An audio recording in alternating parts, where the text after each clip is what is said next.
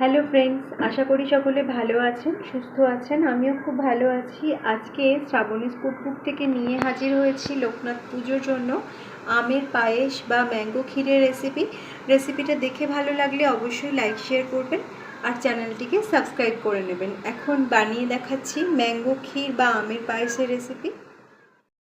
আজকে আমের পায়েস বানাবো, তার জন্য আমি এখানে 500 ml দুধ হাঁড়ির মধ্যে ঢেলে দিচ্ছি। দুধটাকে একটু ফুটিয়ে নিচ্ছি। দুধটা ফুটতে দিয়েছি। আর এখানে আমের পায়েস বানানোর জন্য আমি এখানে নিয়ে নিয়েছি আমের পাল্প, নিয়ে নিয়েছি চাল, চিনি, তার সাথে নিয়ে নিয়েছি এলাচ, কাজু আর কিশমিশ নিয়ে নিয়েছি। তো এখন প্রথমে দুধটাকে ফুটিয়ে নিচ্ছি। দুধটা ফুটতে শুরু করেছে। এবার আমি এখানে দিয়ে দিচ্ছি চাল, গোবিন্দভোগ চাল 50 গ্রাম চাল নিয়েছি, তার জন্য 500 ml দুধ নিয়েছি। একটু নেড়ে চেড়ে নিচ্ছি আর এখন চালটা সিদ্ধ হতে দিচ্ছি। 15 মিনিট ভালো করে সিদ্ধ করে নিয়েছি। এবার আমি এর মধ্যে মিশিয়ে দেবো চিনি। এখানে নিয়ে নিয়েছি চিনি, 100 গ্রাম চিনি মিশিয়ে নিচ্ছি। আর এখানে দিয়ে দিচ্ছি 3টে এলাচ। একটু ভালো করে নেড়ে চেড়ে নিচ্ছি। দিয়ে দিচ্ছি কিশমিশ,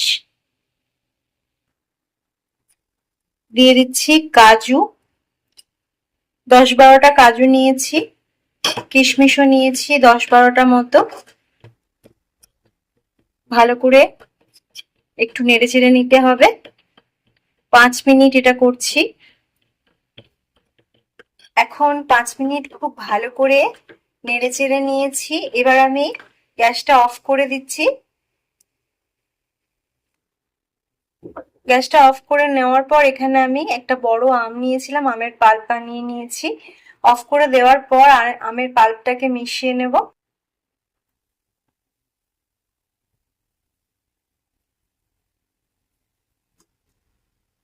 এখানে খুব ভালো করে মিশিয়ে নিচ্ছি পাল্পটাকে।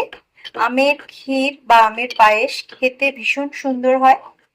চাইলে লোকনাথ পুজোর দিন এভাবে বানিয়ে নিতে পারেন। খুব ভালো করে আমটাকে মিশিয়ে নিচ্ছি।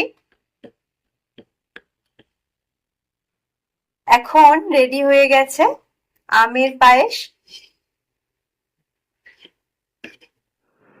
একদম রেডি হয়ে গেছে আমের পায়েসের রেসিপি। লোকনাথ পুজো উপলক্ষে এই রেসিপিটা আপনারাও ট্রাই করতে পারেন।